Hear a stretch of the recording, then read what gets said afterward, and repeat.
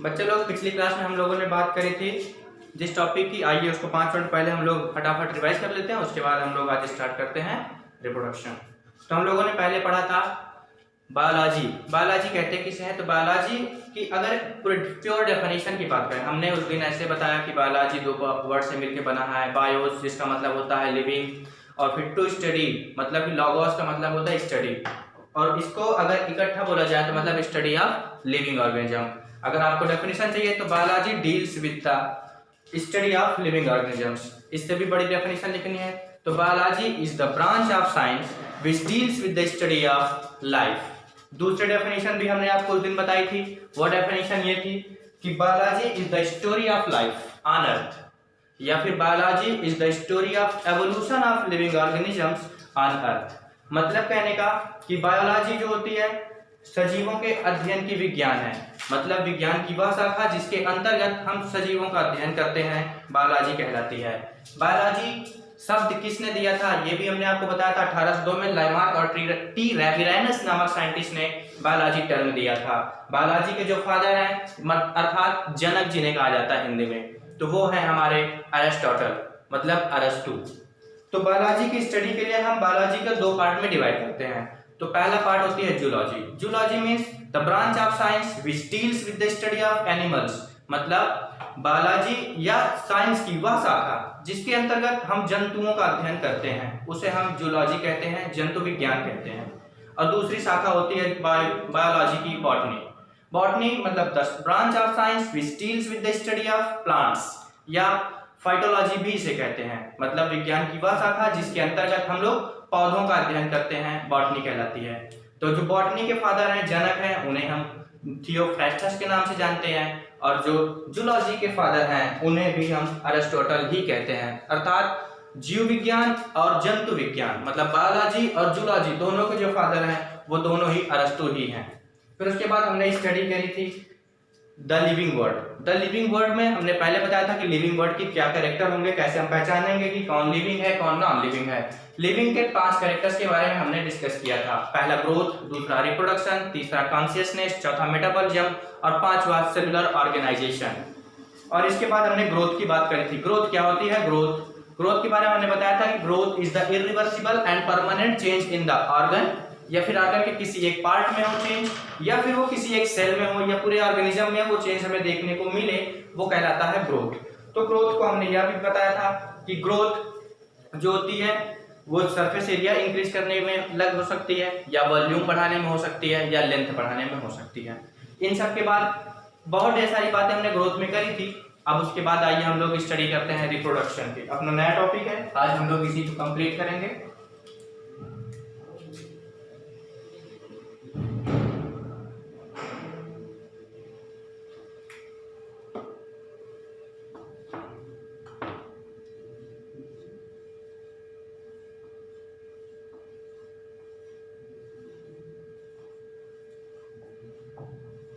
Reproduction Hindi में हम इसे प्रजनन कहते हैं। क्या कहते हैं? प्रजनन मतलब वह बायोलॉजिकल प्रोसेस। रिप्रोडक्शन या प्रजनन का सामान्यतः नॉर्मली अगर हम बात करें तो इसका मतलब होता है किसी एक जीव के द्वारा दूसरे जीव को उत्पन्न करने की प्रक्रिया जो होती है प्रजनन कहलाती है। या फिर हम इसे डेफिनेशन के बारे में बात करें, अगर हमें लिखना है कि हमें परिभाषा लिखनी पड़े तो उसके लिए हम लिखेंगे कि reproduction is the process reproduction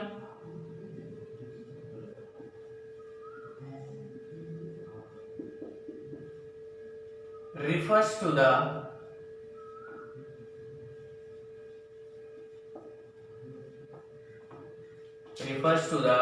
production of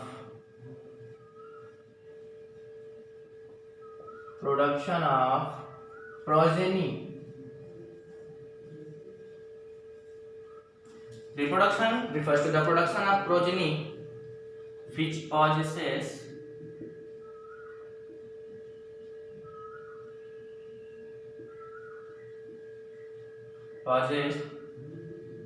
character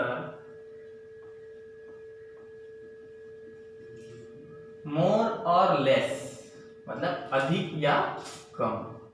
more or less similar to parents,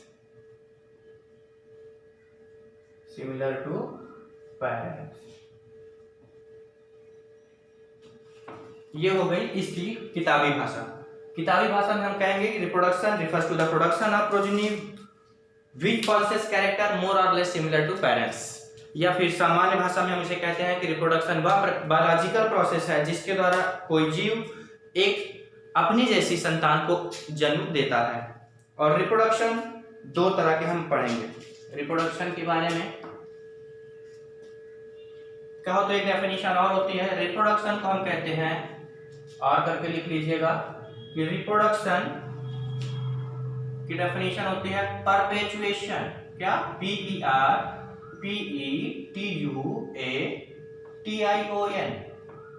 perpetuation of species, इसे भी हम कहते हैं रिप्रोडक्शन। परपेचुएशन की हिंदी होती है निरंतरता, कह सकते हैं आप। वैसे तो हिंदी इसकी नित्यता होती है, नित्यता, निरंतरता। परपेचुएशन का मतलब है कि स्पीसीज मतलब कोई एक स्पीसीज, मान लो हमने इंसान को लिया, पूरे इंसान के बारे में पढ़ डाला, चींटियों को लिया, पूरी चींटियों के बारे में पढ़ डाला, तो वो एक क्या होगी? स्पीसीज। तो उसकी निरंतरता को बनाए रखने की प्रक्रिया क्या कहलाती है? रिप्रोडक्शन। मतलब रिप्रोडक्शन एक ऐसी प्रक्रिया है जिसके द्वारा किसी भी स्पीसीज की इस अर्थ पर परपेचुएशन होती है, मतलब निरंतरता बनी रहती है। और एक डेफिनेशन ये हो गई। रिप्रोडक्शन को हम दो पार्ट में डिवाइड कर सकते हैं। नोट डाउन कर लिया था आप लोगों ने इसे?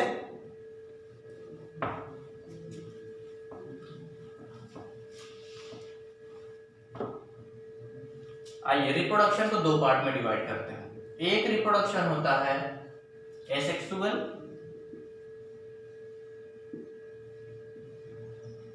और दूसरा होता है सेक्सुअल रिप्रोडक्शन। हम कैसे जानेंगे कि एसेक्सुअल और सेक्सुअल रिप्रोडक्शन क्या होता है? तो एसेक्सुअल रिप्रोडक्शन का मतलब, कहने का मतलब होता है कि जिसमें केवल एक मम्मी पापा हो और बच्चे पैदा हो जाएं। या तो मम्मी हो या तो पापा हो, दोनों का होना जरूरी नहीं है, वो होता है एसेक्सुअल रिप्रोडक्शन। अर्थात हमारे शरीर की किसी भी एक कोशिका को ले लिया जाए, उससे एक नया जीव तैयार हो जाए उसी की तरह का, उसे हम कहते हैं एसेक्सुअल रिप्रोडक्शन। जबकि सेक्सुअल रिप्रोडक्शन में क्या होता है कि माँ और बाप अर्थात मम्मी पापा दोनों की आवश्यकता होती है किसी एक संतान को उत्पन्न करने में। तो आइए देखते हैं कि दोनों में डिफरेंस क्या है, दोनों में कॉमन क्या है।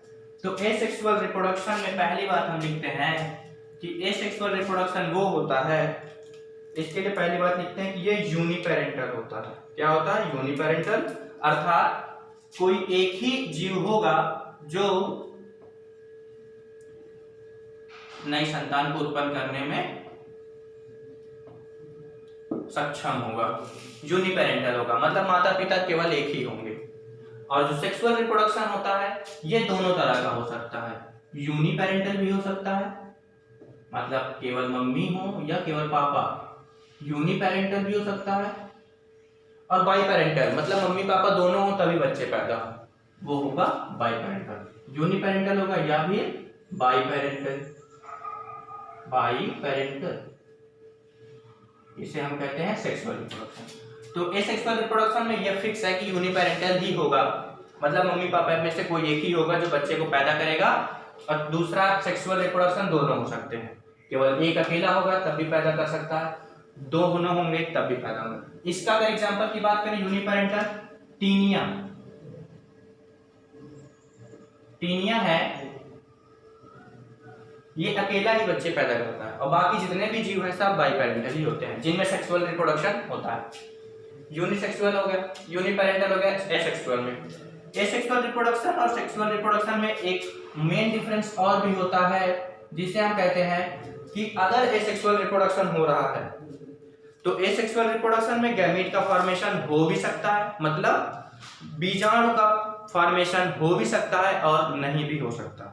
गैमीट जिन्हें हम कहते हैं वो हो भी सकता है और नहीं भी हो सकता। तो एसेक्सुअल रिप्रोडक्शन में विथ और without, with or without the formation of gamete,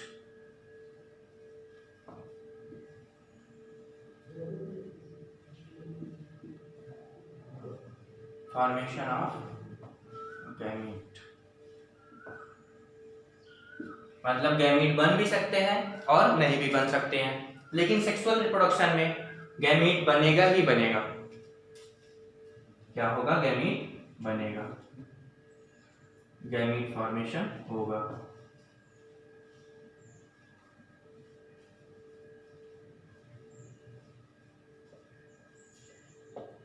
gamete देखो इसमें बन भी सकता है और नहीं भी बन सकता।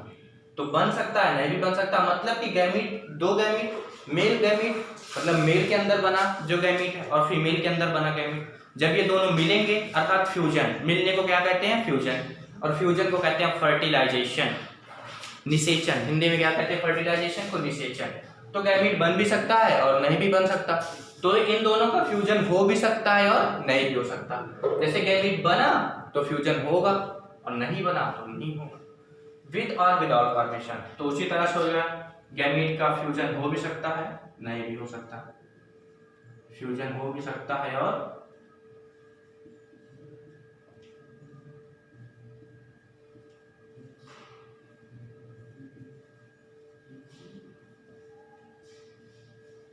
नहीं भी। और इसमें क्या होगा? सेक्सुअल रिप्रोडक्शन में तो फिक्स है, गैमीट का फ्यूजन होगा ही होगा,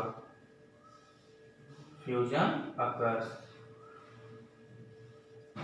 इतनी सी बात हो गई। तो गैमीट का फॉर्मेशन जो होता है हो भी सकता है और नहीं भी हो सकता, यूनिपेरेंटल होता है, यूनि और बाई पेरेंटल दोनों होता है, फ्यूजन हो भी सकता है और नहीं भी हो सकता है। इसके बाद आइए हम लोग बात करते हैं कि एसेक्सुअल और सेक्सुअल रिप्रोडक्शन में मियोसिस के बारे में। मियोसिस के बारे में बात करें तो इसमें मियोसिस नहीं होती है, एसेक्सुअल रिप्रोडक्शन में मियोसिस नहीं होती है और इसमें मियोसिस होती है।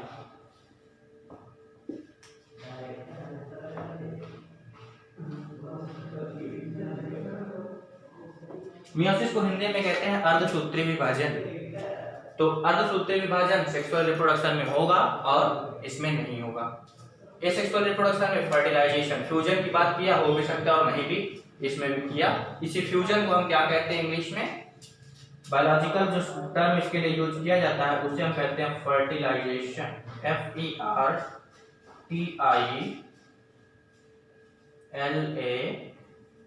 लिख लो या ए लिख लो, फर्टिलाई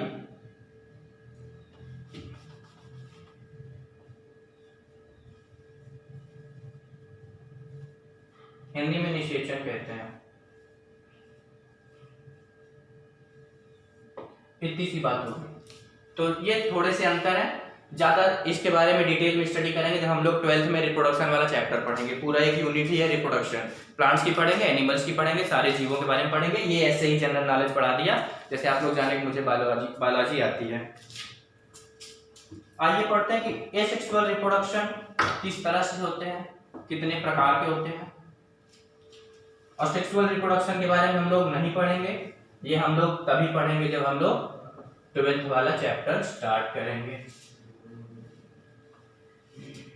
एसेक्सुअल रिप्रोडक्शन मतलब गैमीट का फॉर्मेशन हो भी सकता है। एसेक्सुअल रिप्रोडक्शन में पहला प्रोसेस जो होता है वो होता है बाय द प्रोडक्शन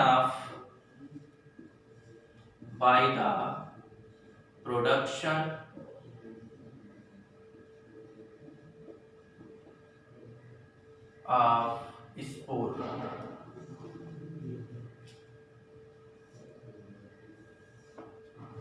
एसेक्सुअल एक पेरेंट है जो कि अपने संतानों को पैदा करना चाहता है, मतलब कि अपनी निरंतरता इस अर्थ पर बनाए रखना चाहता है कि कहीं वो समाप्त ना हो जाए।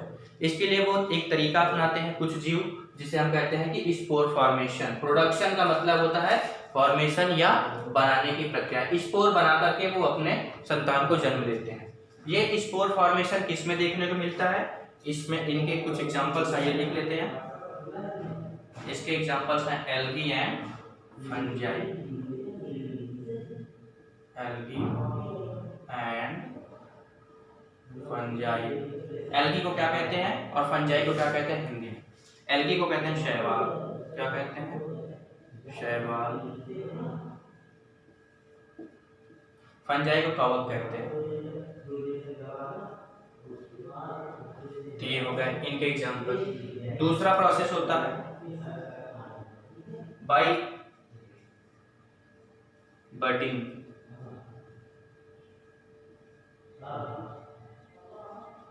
बडिंग, बड कहते हैं कलिका को। क्या कहते हैं? बड मीन्स क्या होता है? कलिका, BUD, हिंदी में कलिका कहते हैं। तो बड का फॉर्मेशन करके कुछ जीव क्या करते हैं?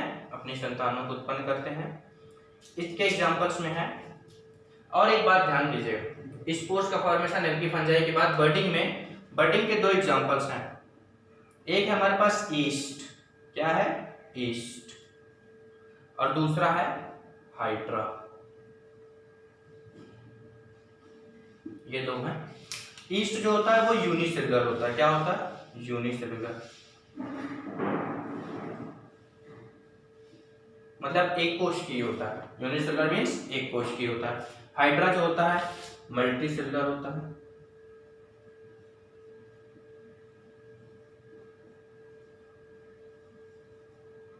मल्टी सेलुलर मीन्स बहुकोशिकीय होता है। तीसरा प्रोसेस, पहला हो गया स्पोर का फॉर्मेशन हमने कर लिया, बडिंग कर ली। तीसरा इस प्रोसेस आइए हम लोग करते हैं बाइनरी फिशन। क्या होता है? Binary fission.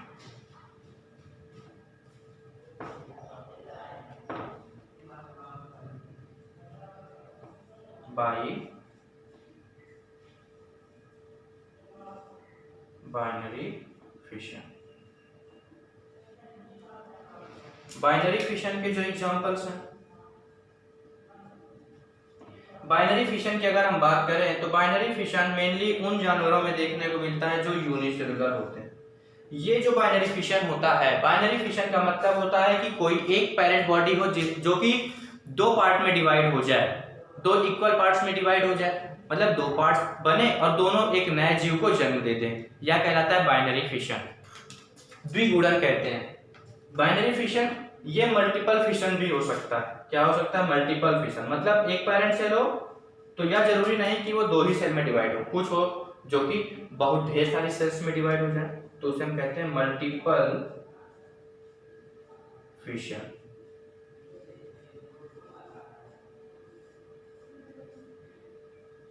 ये हो बाइनरी फिशन और मल्टीपल फिशन। ये जो एग्जांपल्स हैं ये सारे के सारे यूनिसेलुलर एग्जांपल्स हैं। इसमें हम एग्जांपल लिखेंगे ऑल द यूनिसेलुलर ऑर्गेनिज्म।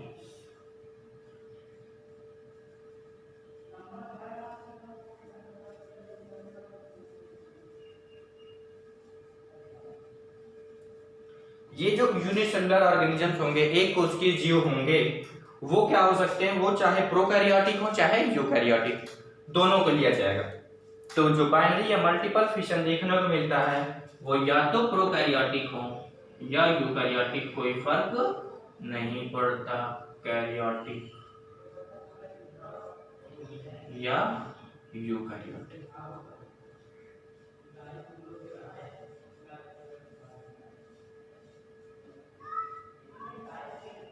तो ये दोनों हो सकते हैं। 3 प्रोसेस हो गए, आप नोट डाउन कर लीजिए, तब तक हम चौथे प्रोसेस की बात करते हैं।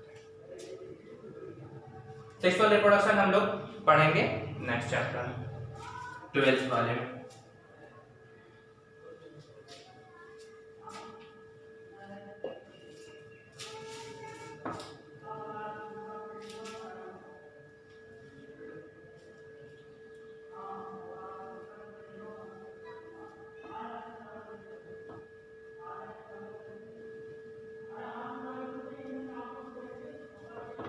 चौथा प्रोसेस क्या है हमारा?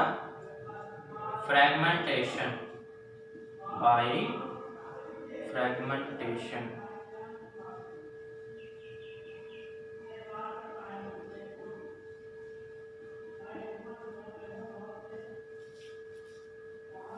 ये बस ऐसे इंट्रो है, परेशान मत हो। जब रिप्रोडक्शन वाला चैप्टर पढ़ाया जाएगा तो पूरे डिटेल में सारी बातें पढ़ाई जाएंगी। फ्रैगमेंटेशन का मतलब होता है कि कोई मान लो एक जीव हो, मान लो ऐसा है कोई, इसके हमने खूब ढेर सारे टुकड़े कर दिए। ये एक पार्ट, ये वाला, ये एक पार्ट अलग हो, इतना है। अब इसके पास ये पूरा नहीं है, अब ये क्या काम करे, ये अपना पूरा पार्ट बना ले। ये क्या हो गया, इसके इतने ही पार्ट से, मतलब हर एक टुकड़े से एक नया पूरा जीव तैयार हो जाना क्या कहलाता है, फ्रैगमेंटेशन के द्वारा एसेक्सुअल रिप्रोडक्शन। ये जो वाला पार्ट है इसके पास क्या है, बीच वाला पार्ट है, इतना है। अब इसके पास ना तो ऊपर का है ना तो नीचे का। अब ये क्या काम किया, अपना बना दिया, पूरा जीव तैयार। इसी तरह से अपने हर एक पार्ट से कहते हैं कि अगर इसको एकदम पीस करके एकदम से डिस्ट्रॉय कर दिया जाए और उसे किसी कॉटन से छान लिया जाए, तब भी उससे एक ना एक जीव तैयार कर सकता है ये। क्योंकि ऐसा मान लिया जाता है, पीसने का मतलब यह है कि जब इसे हमने पीस दिया, कॉटन से छान लिया, तो इसकी सारी की सारी सेल्स डेड हो गई होंगी, रप्चर हो गई होंगी, जिससे ये फिर से अपनी संतानों को जन्म नहीं दे सकता। लेकिन होता क्या है कि मान लो अगर एक भी सेल बच गई तो वो अपनी पूरी बॉडी को बनाने के लिए सक्षम है। तो यह फ्रेगमेंटेशन जो होता है वो जो होता है दो तरह का होता है, उसको थोड़ा सा बता दे रहे हैं, ज्यादा नहीं बताएंगे। जो पहला होता है उसे हम कहते हैं एपीमॉर्फोसिस। क्या कहते हैं, एपीमॉर्फोसिस।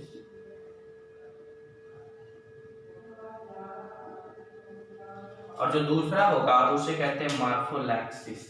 क्या कहते हैं, मॉर्फोलैक्सिस। एपीमॉर्फोसिस का मतलब होता है वो भी फ्रेगमेंटेशन ही है। फ्रेगमेंटेशन मतलब छोटा सा पार्ट होगा, वो क्या करेगा, रीजनरेट हुआ।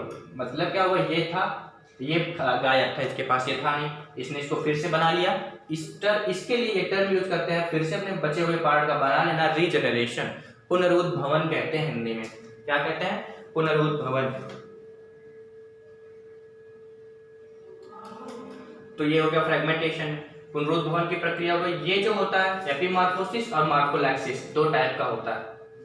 एपीमॉर्फोसिस में क्या होता है कि कोई एक पूरी बॉडी में ये क्षमता नहीं होती कि वो पूरी बॉडी का निर्माण कर सके, लेकिन किसी एक पार्ट में यह क्षमता होती है कि अगर वो पार्ट कट के निकल जाए तो उस पार्ट को पूरी तरह से ये बना सकता है।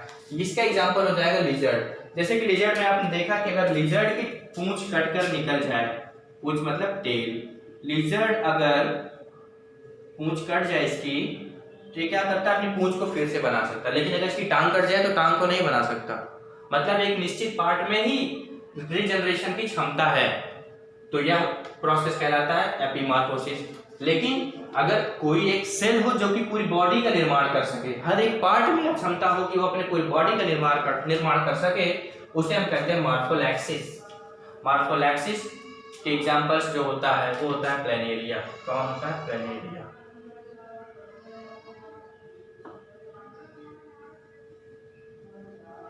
प्लेनेरिया ही है जिसमें रीजनरेशन, तो इसमें भी है रीजनरेशन, इसमें है, बहुत से जीव है जिनमें रीजनरेशन है, लेकिन जहां पर ट्रू रीजनरेशन की बात करी जाती है वो एग्जांपल प्लेनेरिया ही होता है, जिसमें कि ट्रू रीजनरेशन पाई जाती है।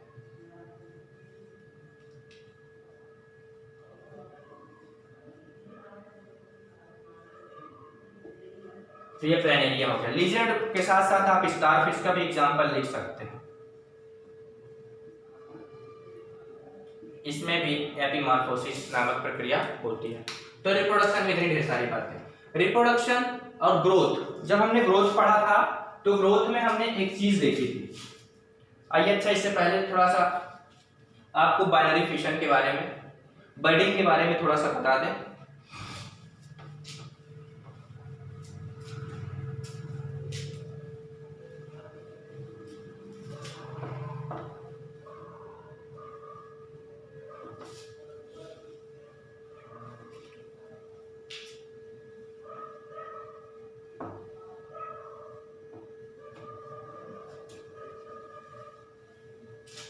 बर्डिंग बताया था हमने, किसमें पाई जाती है, ईस्ट और हाइड्रा में।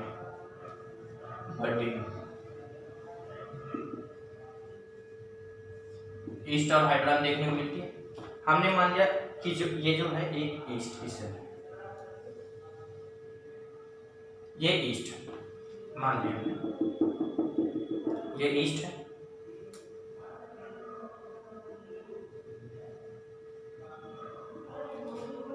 इससे क्या हुआ, ये ईस्ट की सेल थी पूरी की पूरी, एक सेल है यूनिसेलुलर, हमने बताया था ईस्ट क्या होता है, यूनिसेलुलर, एक कोश की होता है।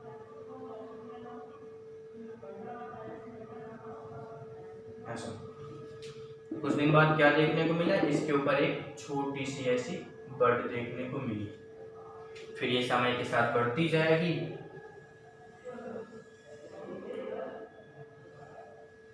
इस तरह से, फिर क्या होगी, ये यहाँ से टूट के निकल गई, और जब ये यहाँ से टूट के निकलेगी जमीन पे गिरेगी और यहाँ पे एक नए ईस्ट को जन्म देगी, ये क्या होगा, न्यू डॉटर होगी, न्यू डॉटर सेल, जिसे हम इस ओल्ड सेल की पुत्री कह रहे हैं या एक इसकी संतान है, ये हो गई इस ईस्ट के अंदर बडी। अब इसके बाद आओ हाइड्रा में देख लो, तब तक फोटो बना लो। हाइड्रा, हाइड्रा भी कुछ नहीं होता, हाइड्रा में क्या होता है, इसकी ऐसे बॉडी होती है,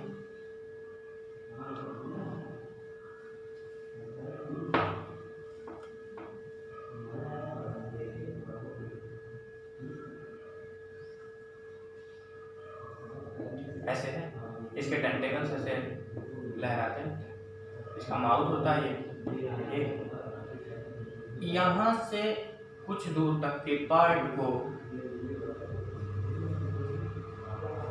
यहाँ से यहाँ तक के पार्ट को हम इस हाइड्रा का गैस्ट्रिक रीजन कहते हैं।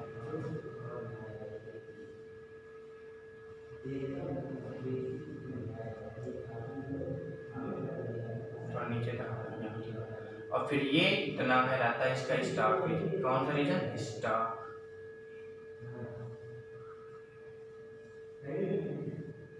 और इस हाइड्रा के, ये क्या है, हाइड्रा,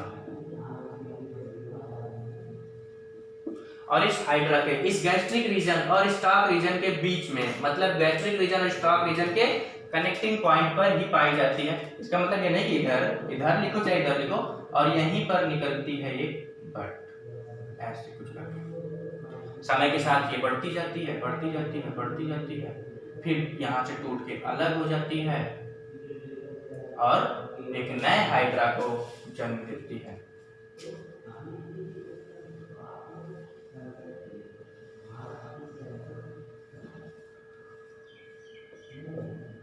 इस तरह से हो जाता है हाइड्रा। तो ये हो गया एसेक्सुअल रिप्रोडक्शन के बारे में। आइए थोड़ा सा, जब हमने पिछली क्लास में स्टार्ट किया था तो हमने ये बताया था कि जो ग्रोथ और रिप्रोडक्शन होते हैं इनके लिए एक टर्म हमने यूज किया था, not the defining feature of the living world. तो क्या है डिफाइनिंग और नॉन डिफाइनिंग का मतलब? तो डिफाइनिंग और non defining feature of the living world. Defining feature का वैसे देखा जाए तो साधारणतः मतलब होता है कि जिसका कोई एक्सेप्शन ना हो। एक्सेप्शन मतलब हिंदी में क्या कहते हैं, ग्रोथ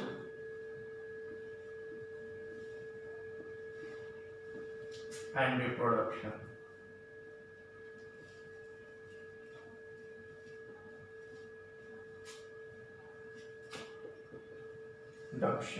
ये हो गया। हमने कहा था ग्रोथ और reproduction are the not the defining feature, not the defining feature.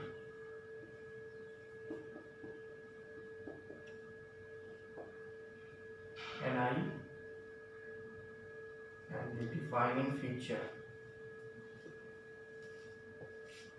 या फिर कैरेक्टर कह सकते हो।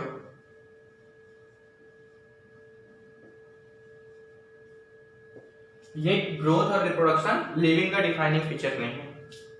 और हमने कहा था कि metabolism,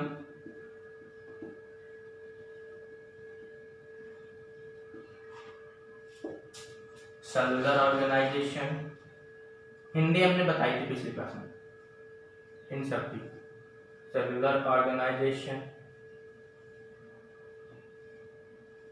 and consciousness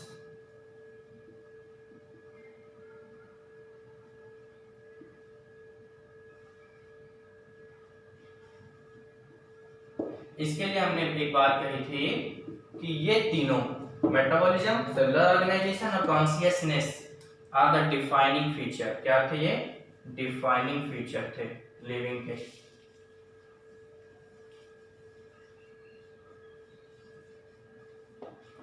defining feature, defining feature का मतलब है अगर ये डिफाइनिंग फीचर हैं तो मतलब इसका कहने का है कि इसका कोई भी एक्सेप्शन ना हो, मतलब विदाउट एक्सेप्शन।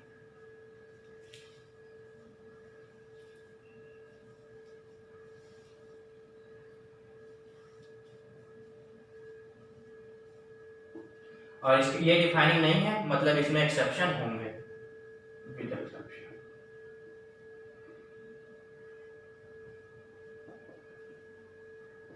मतलब एक्सेप्शन होंगे, एक्सेप्शन नहीं होंगे, इसका क्या मतलब है? एक्सेप्शन होंगे, एक्सेप्शन नहीं होंगे, इसका सिर्फ सीधा सा मतलब है कि अगर हमने लिविंग के 5 कैरेक्टर्स को पढ़ा, ग्रोथ पढ़ी, रिप्रोडक्शन पढ़ा, मेटाबॉलिज्म पढ़ा, सेलुलर ऑर्गेनाइजेशन और कॉन्शियसनेस के बारे में जाना, तो अगर हमसे कोई बोले कि एक तरह हमने जीव देखा वो बढ़ रहा था, मतलब उसमें वृद्धि हो रही थी, ग्रोथ हो रही थी और उसने बच्चे को जन्म भी दिया, तो क्या हम इससे ये जान जाए कि वो लिविंग है? हमने कहा एक्सेप्शन है। इसका मतलब कि कुछ ऐसे भी लिविंग होंगे जिसमें वृद्धि होती होगी, लेकिन हमने कहा था कि ये केवल लिविंग का फीचर है, मतलब कि नॉन लिविंग में ये नहीं होना चाहिए और रिप्रोडक्शन भी नॉन लिविंग में नहीं होना चाहिए। हाँ, ये बात कंफर्म है कि कोई भी नॉन लिविंग बच्चों को जन्म नहीं देता। आपकी टेबल अचानक से 2 टेबल में नहीं बदल जाती। लेकिन ग्रोथ के बारे में हमने पढ़ा था कि पहाड़ था, छोटा सा पहाड़, हमने कूड़ा करकट डाला तो बड़ा हो गया था। इस ग्रोथ को हमने एक्सट्रिंसिक ग्रोथ कहा था, लेकिन था तो नॉन लिविंग की ग्रोथ, मतलब कि नॉन लिविंग में ग्रोथ हो सकती है। हमसे कोई बोले कि कोई एक वस्तु हमने देखी, वो ग्रोथ की, उसमें ग्रोथ हुई, तो हम ये नहीं जान पाए कि वो लिविंग थी कि नॉन लिविंग। तो अगर नहीं जान पाए तो मतलब कि वो डिफाइनिंग नहीं है, एक्सेप्शन है उसके, और ग्रोथ जिसमें हुई वो लिविंग है और नॉन लिविंग भी है, तो इसलिए लिविंग का कैरेक्टर नहीं है क्योंकि ग्रोथ दोनों में हो जाती है। रिप्रोडक्शन डिफाइनिंग फीचर कैसे नहीं हुआ? हमने कहा कि कोई भी, ये कंफर्म है कि कोई नॉन लिविंग है तो वो संतान को जन्म नहीं देगा, लेकिन एक्सेप्शन इसमें यह है कि जो रिप्रोडक्शन होता है लिविंग का कैरेक्टर है, लेकिन उसके बाद भी कुछ ऐसे लिविंग ऑर्गेनिजम्स हैं जो संतान को जन्म नहीं देते, और वो हैं कुछ एग्जांपल्स। आइए देखते हैं रिप्रोडक्शन के जो एग्जांपल्स हैं जो बच्चों को जन्म नहीं देते, वो हैं एक्सेप्शंस की बात करें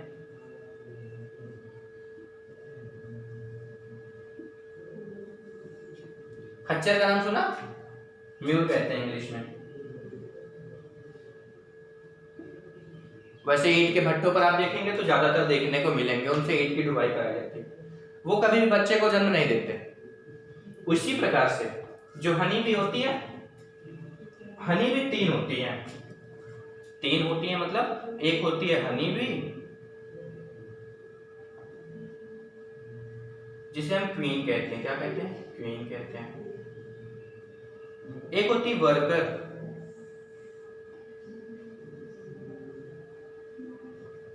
और एक होते हैं ड्रोन। ये हनी भी जो होती है तो क्वीन है, कोई काम करेगी नहीं, भाई रानी है। वर्कर भी जो होती है, इसका मेन यही काम होता है कि वो काम करेगी, सारे कामकाज इसी की जिम्मेदारी पे होते हैं। ये दोनों फीमेल होती हैं। क्या होती हैं? फीमेल होती हैं। और जो ड्रोन होता है क्या होता है? मेल होता है। ऑलवेज बाकी की इसके बारे में जानकारी रिप्रोडक्शन वाले चैप्टर में करेंगे। तो इनमें से हनी बी जो वर्कर बीज है, इनमें से ये वर्कर बी जो होती है, यह भी बच्चों को जन्म नहीं देती, मतलब स्टेराइल वर्कर बी है तो लिविंग, लेकिन बच्चों को जन्म नहीं देती। स्टेराइल वर्कर बी, ये क्या है? एक्सेप्शन है रिप्रोडक्शन के। और एक तीसरा एग्जांपल है infertile human couple. Infertile human couple.